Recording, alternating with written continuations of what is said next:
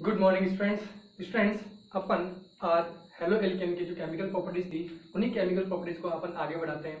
Last जो chemical properties थी उस केमिकल प्रॉपर्टीज में अपन ने रिएक्शन ऑफ सोडियम देख ली थी और रिएक्शन ऑफ मैग्नीशियम जिससे अपने ग्रिग्नार्ड रीजन का फॉर्मेशन किया था वो देख लिया था। इसके अलावा मैंने ग्रिग्नार्ड रीजन के कुछ रिएक्शंस भी बताई थी जिसमें ग्रिग्नार्ड रीजन एल्कोहल के प्रिपरेशन में काम आता है, एल्केन के प्रिपरेशन में काम आता है, carbon compound that means ketone और एल्डिहाइड के फॉर्मेशन में काम आता है, कार्बोक्सिलिक एसिड के फॉर्मेशन में काम आता है। इन सभी के बारे में अपन एक चार्ट से सभी रिएक्शंस को अपन ने देखा था। उन रिएक्शन को भी अपन डे बाय डे एक दो रिएक्शंस अपन कवर करेंगे वीडियो के लास्ट के अंदर। आज अपन टॉपिक डिस्कस कर रहे हैं उसी के आगे डिस्कस कर रहे हैं। आज अपन डिस्कस करेंगे सेकंड सब्स्टिट्यूशन रिएक्शन। कौन सी? Substitution reaction. और सब्स्टिट्यूशन में इसमें भी अपन जो एल्किल हैलाइड के साथ देख रहे हैं वो देख रहे हैं न्यूक्लियोफिलिक सब्स्टिट्यूशन रिएक्शन। कौन से देख रहे हैं स्टूडेंट्स? न्यूक्लियोफिलिक सब्स्टिट्यूशन रिएक्शन देख रहे हैं अपन, यानी शॉर्टली अपन क्या कह सकते हैं इसको एसएन रिएक्शन अपन कहते हैं।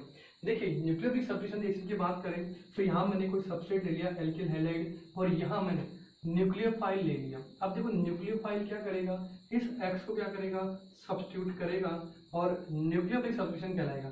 एक न्यूक्लियोफाइल किसी दूसरे न्यूक्लियोफाइल को क्या कर रहा है, सब्स्टिट्यूट कर रहा है, इसलिए उस रिएक्शन को अपन क्या बोल रहे हैं, न्यूक्लियोफिलिक सब्स्टिट्यूशन रिएक्शन अपन कह रहे हैं। और ये क्या बना लेगा, एक नया कंपाउंड का फॉर्मेशन कर लेगा। अगर मैं यहाँ सब्स्टिट्यूशन की बात करूं तो जो न्यूक्लियोफाइल अपन ले रहे हैं वो न्यूक्लियोफाइल अपन को कहाँ से मिल रहा है इसके बारे में अपन डिस्कस करते हैं। तो यहाँ ले रहा हूँ मैं रिएजेंट एक और यहाँ मैंने ले लिया न्यूक्लियोफाइल। ठीक है, अगर मैं बात करूँ रिएजेंट में, अगर मैं एक्वस एनओएच लेता हूँ, क्या ले रहा हूँ, एक्वस एनओएच, तो इसमें जो न्यूक्लियोफाइल होगा वो कौन सा होगा, OH रहेगा। और जो प्रोडक्ट बनता है इसमें वो प्रोडक्ट अपने पास क्या बनेगा, ROH बनेगा, क्योंकि रिएक्शन अपन किससे करवा रहे हैं, इस एल्किल हैलाइड सब्सट्रेट से करवा रहे हैं। अब न्यूक्लियोफाइल जो मिल रहा है वो किस रिएजेंट से मिल रहा है वो अपन डिस्कस कर रहे हैं। ऐसे अगर मैं H2O लेता हूँ तो यहाँ पर भी अपने को OH मान मिलेगा और जो प्रोडक्ट मिलेगा वो भी क्या बनेगा, एल्कोहल बनेगा। ऐसे अगर मैं ROH लूँ एल्कोहल, तो इस एल्कोहल में जो न्यूक्लियोफाइल मिलता है वो बनता है अपने को एल्कोक्साइड, और इस एल्कोक्साइड से जो बनने वाला प्रोडक्ट होगा वो अपने को क्या मिल सकता है, ईथर मिल सकता है। तो ईथर भी न्यूक्लियोफिलिक सब्स्टिट्यूशन के थ्रू बनाया जा सकता है, ये भी अपन डिस्कस करेंगे। इसके अलावा अगर मैं सोडियम आयोडाइड की बात करूं तो सोडियम आयोडाइड एक आयनिक कंपाउंड है, उसमें जो I- है वो एक न्यूक्लियोफाइल की तरह काम करेगा और ये I- इस X को सब्स्टिट्यूट करेगा और ये क्या बना लेगा, Ri बना लेगा। ऐसे अगर मैं KCN की बात करूं तो वेरी इंपॉर्टेंट, KCN एक आयनिक कंपाउंड है। क्या है, आयनिक कंपाउंड। और इस आयनिक कंपाउंड की अगर बात की जाए तो इस आयनिक कंपाउंड में ये K+ और Cn- देगा, इसीलिए यहाँ जो Cn- है वो बना गया किसकी तरह काम करेगा, एक न्यूक्लियोफाइल की तरह काम करेगा और क्या बना लेगा, RCN, दैट मीन्स साइनाइड का फॉर्मेशन कर लेगा। ऐसे अगर मैं AgCN की बात करूँ तो AgCN एक कोवैलेंट कंपाउंड है। अगर मैं कोवैलेंट कंपाउंड की बात करता हूँ तो ये जो बॉन्ड होगा वो इजीली Ag और Cn का बॉन्ड ब्रेक नहीं होगा। जब Ag और Cn का बॉन्ड ब्रेक नहीं होगा तो यह नाइट्रोजन एज ए न्यूक्लियोफाइल, भाई साइनाइड में क्या करेगा, नाइट्रोजन अपना एल्काइल ग्रुप के साथ में कोवैलेंट बॉन्ड बनाएगा और इस नाइट्रोजन में ये नेगेटिव चार्ज क्या करेगा, आइसोसाइनाइड का फॉर्मेशन करेगा। तो ध्यान रखना यहाँ जो साइनाइड और NC है ये एक एम्बीडेंटेड न्यूक्लियोफाइल की तरह काम करता है, जिसमें साइनाइड तो है लेकिन देखो डोनर साइड इसमें कार्बन है और इसमें नाइट्रोजन है। तो यहाँ donor side, donor atom is different. क्या होता है इसके अंदर, जो डोनर एटम होता है वो क्या होता है, डिफरेंट होता है। ऐसे अगर मैं नाइट्राइड की बात करता हूँ, देखो पोटेशियम नाइट्राइड, इसके अंदर अपने को मिलता है ON_O। तो ये जो न्यूक्लियोफाइल है वो अटैक करेगा और ये RON_O नाइट्राइड कंपाउंड बना लेता है।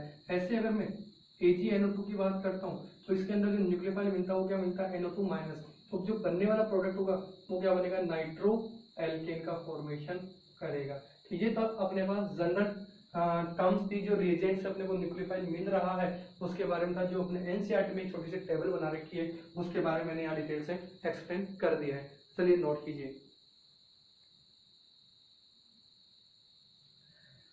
तो नोट कर लिया होगा आप लोगों ने।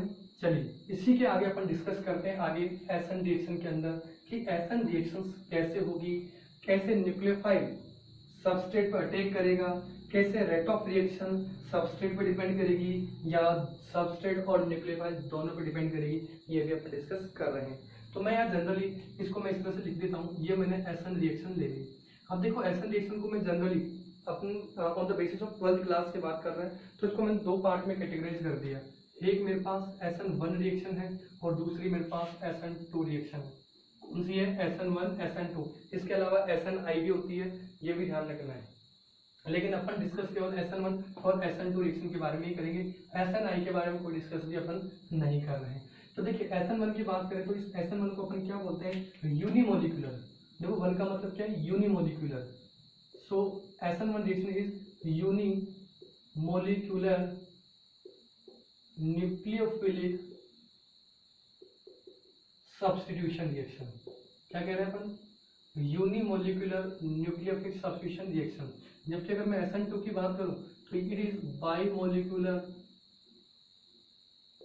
न्यूक्लियोफिलिक सब्स्टिट्यूशन रिएक्शन है। क्या है? बाइमोलिकुलर न्यूक्लियोफिलिक सब्स्टिट्यूशन रिएक्शन है। अब देखिए SN1 की बात करें तो SN1 reaction it is carried out, ये वेरी वेरी इंपॉर्टेंट पॉइंट है, it is carried out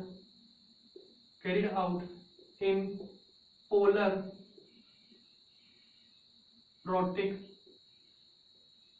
solvent. ध्यान रहे जो SN1 रिएक्शन होती है वो पोलर प्रोटिक सॉल्वेंट के अंदर कंप्लीट होती है। अब देखो पोलर प्रोटिक सॉल्वेंट की बात की जाए तो देखिए जनरली अपन वाटर ले सकते हैं, ठीक है, जिसमें H+ मिलेगा, प्रोटॉन मिलेगा। ऐसे ही अगर मैं एल्कोहल की बात करूं तो एल्कोहल में भी H एसिडिक होती है जो प्रोटॉन दे सकती है। ऐसे अगर मैं किसी भी कार्बोक्सिलिक एसिड की बात करूं तो ये भी क्या होता है? प्रोटॉन इजीली डोनेट कर सकता है, H+ डोनेट कर सकता है। इसीलिए ये जो सॉल्वेंट होता है वो क्या होता है? Polar protic. पोलर तो होते ही हैं, OH और OH होते हैं इसलिए पोलर कहते हैं, लेकिन इसके साथ साथ ये प्रोटॉन का भी डोनेट करते हैं, इसीलिए इस सॉल्वेंट को अपन क्या कहते हैं? Polar protic solvent. तो SN1 रिएक्शन में जो पोलर प्रोटिक सॉल्वेंट यूज हो रहे हैं वो कौन कौन से हो सकते हैं? एल्कोहल हो सकता है, वाटर हो सकता है, कार्बोक्सिलिक एसिड हो सकता है, इवन एसिटिलीन भी हो सकता है, क्योंकि उसके अंदर भी इथाइन में भी एक जो हाइड्रोजन होती है वो क्या होती है? एसिडिक हाइड्रोजन होती है। ठीक है, इसके बाद में अपन बात करेंगे यहाँ पर सबसे इंपॉर्टेंट कि SN1 रिएक्शन में जो प्रोडक्ट का फॉर्मेशन होता है, अगर वो कार्बन कीरिल है, जहां न्यूक्लियोफिलिक सब्स्टिट्यूशन हो रहा है, अगर वो कार्बन कीरिल है तो वहां पार्शियली रेसिमाइजेशन भी होगा। तो मैं लिख सकता हूं partially racemization is takes place. यानी जब मैं कह दूं पार्शियल रेसिमाइजेशन या रेसिमाइज प्रोडक्ट इज फॉर्म या partial racemization is takes place, ये भी सही है, कोई दिक्कत नहीं है।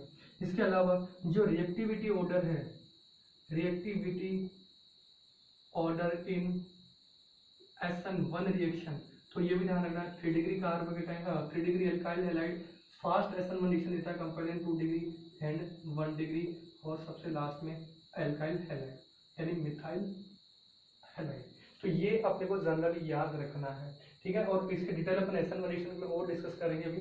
इसके अंदर देखिए तो बायोमोलिकुलर है। अच्छा एक और चीज, इसमें जो रेट ऑफ रिएक्शन होती है, रेट ऑफ रिएक्शन को प्रोपोर्शनल होते हैं केवल 3 डिग्री एल्काइल हैलाइड की कंसंट्रेशन पर, इसीलिए ये केवल एक ही मॉलिक्यूल की कंसंट्रेशन पर डिपेंड कर रही है, इसीलिए ये यूनिमोलिकुलर न्यूक्लियोफिलिक सब्स्टिट्यूशन होती है। यूनिमोलिकुलर नाम क्यों पड़ा है कि जो रेट ऑफ रिएक्शन है वो केवल और केवल एल्किल हैलाइड की कंसंट्रेशन पर डिपेंड करती है, बेस या न्यूक्लियोफाइल की कंसंट्रेशन पर डिपेंड नहीं करती, इसीलिए इट इज फॉलोड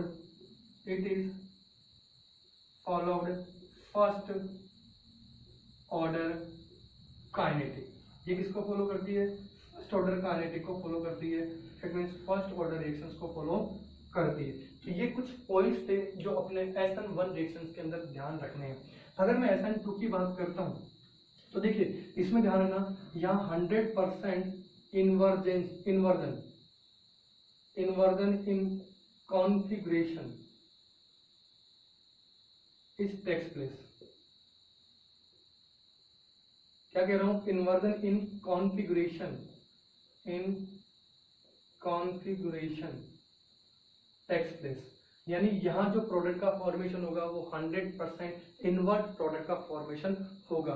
दूसरा, यहाँ एक ट्रांजिशनल स्टेट का फॉर्मेशन होगा जो कि बहुत ही कम स्टेबल होती है, अनस्टेबल होती है। और अनस्टेबल होने का रीजन क्या होगा, यहाँ पेंटावेलेंट कार्बन बनता है जो कि बहुत ही कम स्टेबल होता है, जिसमें दोनों एक तरफ एल्काइल न्यूक्लियोफाइल अटैक कर रहा होता है, दूसरी तरफ न्यूक्लियोफाइल रिलीज हो रहा होता है, रिमूव हो रहा होता है।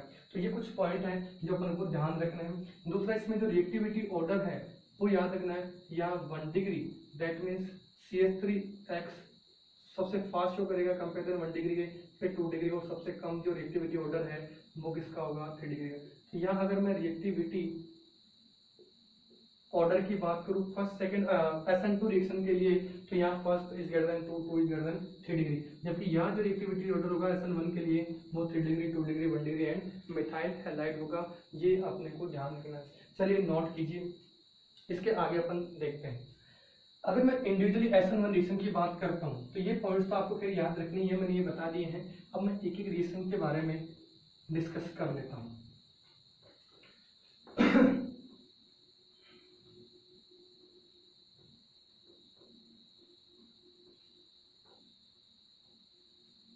चलिए तो बात करते हैं अपन पहले SN1 रिएक्शन के बारे में। ठीक है भाई, ये अपन जानते हैं यूनिमोलिक्यूलर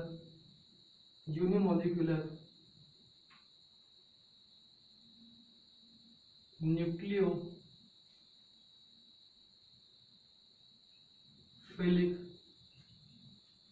सब्स्टिट्यूशन रिएक्शन होती है, यानी यूनिमोलिकुलर न्यूक्लियोफिलिक सब्स्टिट्यूशन होती है। क्यों होती है ये मैंने अभी बताया कि जो रेट ऑफ रिएक्शन है SN1 रिएक्शन में वो केवल और केवल एक मॉलिक्यूल एल्केन हैलाइड की कंसंट्रेशन पर डिपेंड करती है, बेस और न्यूक्लियोफाइल की कंसंट्रेशन पर डिपेंड नहीं करती है। ठीक है बच्चों, ये चीज ध्यान रखनी है। अब देखिए इसके कुछ पॉइंट्स हैं, वो पॉइंट्स मैं कैसे बना रहा हूँ वो यहाँ ध्यान रखना है। मैं एक जनरल पे क्वेश्चन समझा रहा हूँ और उसी क्वेश्चन से सारे पॉइंट जो SN1 से रिलेटेड है वो सारे पॉइंट में डिराइव कर रहा हूँ। देखिए जनरल अगर मैं बात करूँ किसी कार्बन की, और इस कार्बन पर मैंने लगा दिया 3 एल्काइल ग्रुप और यहाँ लगा दिया मैंने कोई X हैलाइड ग्रुप, क्योंकि अपन पढ़ रहे हैं SN1 रिएक्शन, इसलिए मैंने न्यूक्लियोफिलिक सब्स्टिट्यूशन के लिए मैंने X यूज किया है। एल्कोहल भी शो करता है SN रिएक्शन, लेकिन हेलो एल्केन की बात कर रहे हैं तो अपन क्या यूज कर रहे हैं, X यूज कर रहे हैं। यहाँ ये R और ये R' लगा दिया मैंने। देखिए अगर मैं जनरली अगर किसी बेस को मैं यहाँ पर यूज करता हूँ एज ए न्यूक्लियोफाइल, तो ये बेस अगर मैं डायरेक्ट फ्रंट साइड से अटैक कराने की कोशिश करूँ तो ये इधर फ्रंट साइड से अटैक नहीं कर सकता, क्योंकि यहाँ ऑलरेडी एक nucleophile that means X present है, तो इधर से अटैक नहीं कर सकता, ये बता रहा था मैं। ठीक है, तो यहाँ से अगर मैं फ्रंट साइड से अटैक कराने की कोशिश करूँ तो presence of this nucleophile it is not facile to attack this OH attack to the carbon, यानी इस OH का इस कार्बन पर अटैक करना पॉसिबल नहीं है, फेसाइल नहीं है, क्योंकि ये ऑलरेडी एक न्यूक्लियोफाइल प्रेजेंट है। फिर दूसरा अगर मैं ये चेक करूं कि क्या ये बैक साइड से अटैक कर सकता है, तो बैक साइड से ये कहते हैं कि अपन जो एल्काइल ग्रुप है, these alkyl groups are bulky in nature, these alkyl group are bulky in nature. जब बल्की ग्रुप प्रेजेंट है तो कहां से पॉसिबल होगा कि ये न्यूक्लियोफाइल इसके बैक साइड से अटैक कर ले, तो दोनों तरफ से इसके अटैक करने की पॉसिबिलिटी कम होती है। इसका मतलब क्या हुआ कि अगर मैं इसको एक ही स्टेप में रिएक्शन कराने की कोशिश करूं तो क्या ये रिएक्शन एक स्टेप या सिंगल स्टेप में पॉसिबल है, तो अपन कहेंगे there is not possible in single step of SN1 reaction. तो इसके लिए फिर क्या करें, तो अपन इसको अटैक करवाएं, इससे पहले अगर मैं X को निकाल दूं, इस X को अगर मैं निकाल दूं तो फिर मेरे इस OH का इस फ्रंट साइड से अटैक करने की पॉसिबिलिटी इंक्रीज हो जाती है। तो इसके लिए मैं क्या करूं कि अगर मैं ये देखूं कि क्या ये रिएक्शन सिंगल स्टेप में हो सकती है क्या, तो अपन ये कह सकते हैं कि जब अटैक फ्रंट साइड और बैक साइड दोनों तरफ से एक स्टेप में पॉसिबल नहीं है X को बिना निकाले, तो इसका मतलब ये सिंगल स्टेप में तो नहीं होगी। ठीक है, तो मैं ये कह सकता हूँ कि जो SN1 रिएक्शन है वो क्या है, 2 स्टेप रिएक्शन है, यानी सिंगल स्टेप में नहीं होगी, तो ये 2 स्टेप केमिकल रिएक्शन है। अगर मैं नेक्स्ट पॉइंट की बात करूं तो जो X अपने पास यहाँ निकाल दें, ठीक है, अगर मैं इस X को निकालूं पहले तो ये कुछ इस तरह से बनेगा। पहले क्या कर रहा हूँ, इस X को बाहर निकाल रहा हूँ। अब देखो आप कुछ सोचिए कि ये कार्बन भाई पोलर नेचर का है, तो ये पार्शियल नेगेटिव होता है, पार्शियल पॉजिटिव होता है, तो जहाँ पार्शियल नेगेटिव और पार्शियल पॉजिटिव इनके बीच में फोर्स ऑफ अट्रैक्शन होगा कार्बन और X के बीच में, क्योंकि 2 डिफरेंट इलेक्ट्रोनेगेटिव एलिमेंट्स हैं। जब पार्शियल फोर्स ऑफ अट्रैक्शन होगा तो इसको निकालना आसान नहीं होगा। इसका मतलब ये जो इस रिएक्शन होगी वो क्या होगी, एक तो स्लो स्टेप होगी, यानी जो स्टेप रिएक्शन अपन देख रहे हैं वो स्टेप क्या होगी, स्लो स्टेप होगी। इसका इस एक्स का निकलना वो क्या है, स्लो स्टेप है। दूसरा, इसी रिएक्शन से जब तक एक्स निकलेगा नहीं, जब तक ये रिएक्शन होगी नहीं, इसका मतलब जो रेट ऑफ रिएक्शन है, जो रेट ऑफ रिएक्शन हो इस रिएक्शन पे डिपेंड कर रही है, इस एक्स के निकलने पर डिपेंड कर रही है। इसका मतलब ये जो रिएक्शंस होगी, इस रिएक्शन के अंदर ये जो स्टेप होगी वो रेट डिटरमाइन स्टेप होगी। क्या कह रहा हूं, रेट डिटरमाइन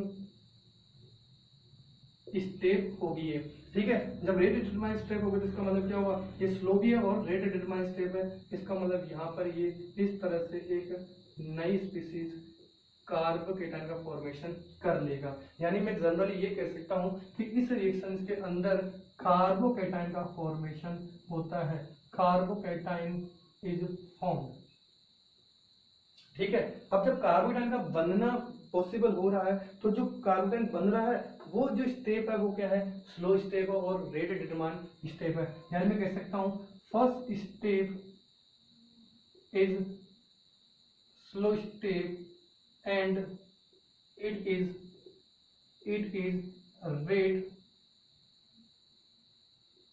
determined state। क्या कह रहा हूं, ये स्लो भी है और इसी पर रिएक्शंस का होना डिपेंड कर रहा है, इसीलिए ये रेट डिसाइड करेगी, रिएक्शंस के होने को डिसाइड करेगी, इसलिए अपन इसको क्या कह रहे हैं, रेट डिटरमाइन स्टेप कह रहे हैं। चलिए आगे देखते हैं। अगर मैं बात करूं इसकी मैकेनिज्म्स की तो मैं यहाँ इसकी कुछ स्टेप्स लिख रहा हूं, भाई ध्यान रखना, यहीं से अपन ये सारे पॉइंट लिख रहे हैं। देखिए पहला पॉइंट में बात करूं फर्स्ट स्टेप फर्स्ट, उसको मैं लिख रहा हूं फॉर्मेशन ऑफ कार्बोकेटाइन, ठीक है। तो यहाँ कार्बोकेटाइन का फॉर्मेशन हो रहा है, ये लीजिए, तो ये स्लो होगी और रेट डिटरमाइन स्टेप होगी और यहाँ इस तरह से एक कार्बोकेटाइन का फॉर्मेशन हो गया। ये क्या बन गया अपने पास, कार्बोकेटाइन का फॉर्मेशन हो गया। अब देखिए सेकंड स्टेप की बात की जाए तो सेकंड स्टेप में जो अपने पास न्यूक्लियोफाइल था वो न्यूक्लियोफाइल इसके फ्रंट साइड से अटैक कर सकता है। तो मैं सेकंड स्टेप को क्या लिख देता हूँ, attack of nucleophile from front side,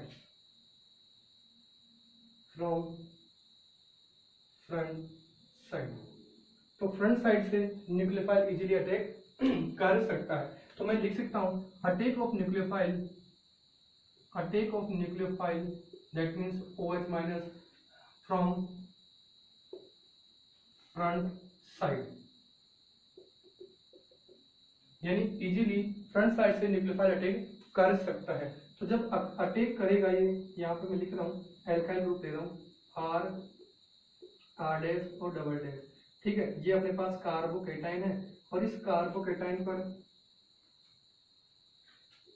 ये न्यूक्लियोफाइल इस पर अटैक कर रहा है। तो देखिए ये कार्बन पॉजिटिव और ये ऑक्सीजन नेगेटिव OH ग्रुप है, न्यूक्लियोफाइल है, तो इनके जब पॉजिटिव नेगेटिव की बात करिए तो फोर्स ऑफ अट्रैक्शन फास्ट लगेगा। इसका मतलब ये जो स्टेप होगी वो क्या हो जाएगी, बहुत ही फास्ट होगी, इमीडिएटली होगी, ठीक है, फास्ट स्टेप होगी। और ध्यान रखिए एक चीज, यहाँ रिवर्सिबल होती है, ये इरिवर्सिबल होती है, ठीक है भाई। क्यों होती है कि दोनों के दोनों क्या होंगे, न्यूट्रलाइज होने की कोशिश करेंगे, प्रोडक्ट फॉर्मेशन की कोशिश करेंगे।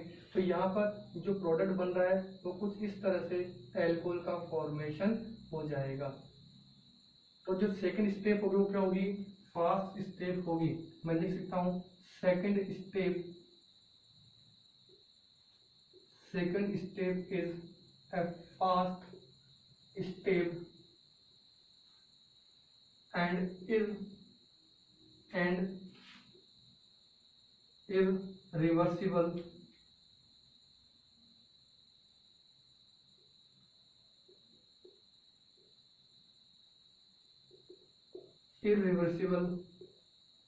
स्टेप होगी। बात समझ में आई। फिर दूसरा, जो यहाँ रेट ऑफ रिएक्शन है वो केवल इस कार्बोकेटाइन के फॉर्मेशन पे डिपेंड कर रही है। तो मैं लिख सकता हूँ नेक्स्ट पॉइंट कि rate of reaction rate of reaction is depend only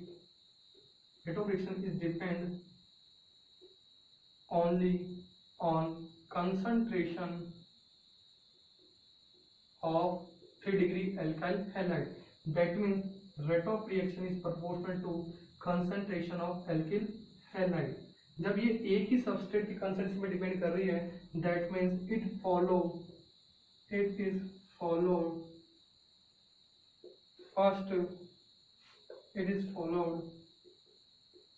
first order kinetic reaction, यानी ये फर्स्ट ऑर्डर रिएक्शंस का एग्जांपल होगा। तो कुछ इस तरह से अपन ने ये पॉइंट्स को बना लिया है जो SN1 रिएक्शन के लिए बहुत ही इंपॉर्टेंट है।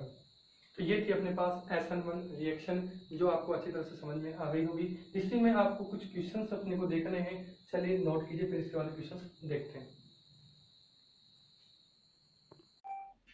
देखिए यहीं पर अपन इससे कुछ एग्जांपल्स की बात करें अगर SN1 के अकॉर्डिंग, तो देखिए SN1 रिएक्शन के जो एग्जांपल्स हैं वो क्या क्या हो सकते हैं। देखिए जनरली अगर मैं बात करूं एल्किल हैलाइड में जो हाइड्रोजन ग्रुप है उसके बेसिस पर बेस्ड ऑन लिविंग ग्रुप, तो लिविंग ग्रुप में जो इजीली लिविंग ग्रुप बाहर निकल जाएगा, जो ग्रुप इजीली बाहर निकल जाएगा उसके बेसिस पे अगर मैं देखा जाए तो मैंने ले लिया फ्लोरीन, ब्रोमीन और आयोडीन। देखिए यहाँ अगर मैं क्लोरीन, ब्रोमीन और आयोडीन की बात करूं तो यहाँ इनकी एटॉमिक साइज बढ़ रही है और एटॉमिक साइज बढ़ने के साथ साथ इन हैलोजेंस की इलेक्ट्रोनेगेटिविटी क्या हो रही है, कम हो रही है, जिससे इनकी जो बीच की जो बॉन्ड लेंथ है वो बॉन्ड लेंथ क्या हो रही है, इंक्रीज हो रही है, और बॉन्ड लेंथ क्या हो रही है, इधर से इधर चलने पर इंक्रीज हो गई। देखिए बॉन्ड लेंथ क्या हो गई, इंक्रीज हो गई। जब बॉन्ड लेंथ इंक्रीज होगी तो जो इनकी बॉन्ड स्ट्रेंथ है वो क्या हो जाएगी, डिक्रीज हो जाएगी। इसका मतलब क्या हुआ कि अगर मैं एल्काइल आयोडाइड की बात करूं तो ये जो आयोडीन है वो बेस्ट लिविंग ग्रुप होगा। क्या होगा यहाँ पर, आयोडीन बेस्ट लिविंग ग्रुप होगा। That means iodide is remove easily as compare than chlorine, bromine और आयोडीन। तो मैं ये कह सकता हूं कि यहाँ अगर मैं रिएक्टिविटी की बेसिस पर बात करूं तो हैलोजन के बेसिस पर अगर मैं रिएक्टिविटी का ऑर्डर देखूंगा तो एल्किल आयोडाइड सबसे ज्यादा फास्ट SN1 रिएक्शन देगा आज कंपेयर देन RBr, RCl और RFK। तो ये तो था बेस्ड ऑन एल्काइल ग्रुप। किस तरह से अगर मैं आयोडाइड ग्रुप की बात करूं तो आयोडाइड ग्रुप में जो साइज आयोडाइड की वो बड़ी होने की वजह से, लार्ज होने की वजह से और दूसरे इलेक्ट्रॉन नेगेटिव कम होने की वजह से यहाँ ये जो R और I की बॉन्ड स्ट्रेंथ है, कार्बन और आयोडीन की बॉन्ड स्ट्रेंथ है वो क्या होगी, बहुत ही कम वीक होगी, या मैं कह दूं इजीली बॉन्ड ब्रेक हो जाएगा, बॉन्ड स्ट्रेंथ क्या हो जाएगी, कम डिक्रीज हो जाएगी। तो ये जैसे ही इसको एनर्जी देंगे या कार्बन और आयोडाइड बॉन्ड इजीली ब्रेक हो जाएगा और फास्ट SN1 रिएक्शन देगा। दूसरा अगर मैं बेस्ड ऑन एल्काइल ग्रुप की बात करूं, एल्काइल ग्रुप, तो मैंने ये कहा कि generally 3 degree is greater than 2 degree, 2 degree is greater than 1 degree and 1 degree is greater than CH3X की बात कर रहा हूं। तो मैंने जनरल ले लिया टर्सरी ब्यूटाइल हैलाइड, ठीक है। फिर मैंने ले लिया आइसो प्रोपाइल हैलाइड और मैंने ले लिया CH3CH2X, ठीक है, यानी प्रोपाइल ले लीजिए आप यहाँ पर और सबसे लास्ट में ले लीजिए CH3X ले लीजिए, ठीक है। तो जनरली अगर मैं बात करूं इस कार्बन की तो ये कार्बन अपने पास क्या है 3 डिग्री, ये कार्बन क्या है 2 डिग्री, ये कार्बन क्या है 1 डिग्री और ये कार्बन क्या है, केवल कार्बन है 1 डिग्री नहीं है, ठीक है। तो अगर मैं देखूं यहाँ पर ये जो कार्बन 3 डिग्री है तो ये 3 डिग्री मोर स्टेबल कार्बन बनाता है। स्टेबल कार्बन बनाने की वजह से यहाँ ये सबसे फास्ट SN1 देगा as compare than 2 degree 1 degree के अलावा, क्योंकि मैंने ये कहा था कि SN2 रिएक्शन में कार्बोकेटायन का फॉर्मेशन फर्स्ट स्टेप में जो कि एक स्लो स्टेप और आइडियस स्टेप होती है उसके अंदर इसका फॉर्मेशन होता है। तो यहाँ ओवरऑल अपने पास ये 2 एग्जांपल SN1 के है। यहाँ पे देखिए कुछ क्वेश्चन इस तरह से मिल सकते हैं आपको कि अगर मैं हैलोजेंस को चेंज कर दूं 3 डिग्री एल्किल हैलाइड के अंदर, जो मैंने एल्किल ग्रुप लिया है उस एल्किल ग्रुप में इस क्वेश्चन को इस तरह से भी ऐड कर सकते हैं। देखिए अगर मैं कहूं CH3 टर्सरी ब्यूटाइल क्लोराइड ले लूं मैं, टर्सरी ब्यूटाइल ब्रोमाइड ले लूं मैं और टर्सरी ब्यूटाइल आयोडाइड ले लूं। तो देखो यहाँ एल्काइल ग्रुप सेम है लेकिन यहाँ जो हैलोजेंस है जो लिविंग ग्रुप है वो क्या है, डिफरेंट है। और अगर मैं डिफरेंट लिविंग ग्रुप की बात करूं तो जो आयोडीन है, कार्बन और आयोडीन की जो बॉन्ड स्ट्रेंथ होगी वो क्या हो जाएगी, वीक हो जाएगी, इजीली बॉन्ड ब्रेक हो जाएगा। इसलिए सबसे फास्ट SN1 कौन शो करेगा, ये एल्काइल टर्सिब्यूटाइल आयोडाइड शो करेगा कंपेयर देन टर्सिब्यूटाइल ब्रोमाइड और टर्सिब्यूटाइल क्लोराइड के। तो बात समझ में आ गई होगी। अगर मैं इस क्वेश्चन को मैं इधर लेता हूं तो यहाँ मैं लिख सकता हूँ CH3, यही क्वेश्चन है, इसी को आप इंक्लूड कर सकते हो इसके अंदर, इस एग्जाम्पल को, क्योंकि यहाँ पर मैंने क्या कर दी, हेलोजेंस चेंज कर दी।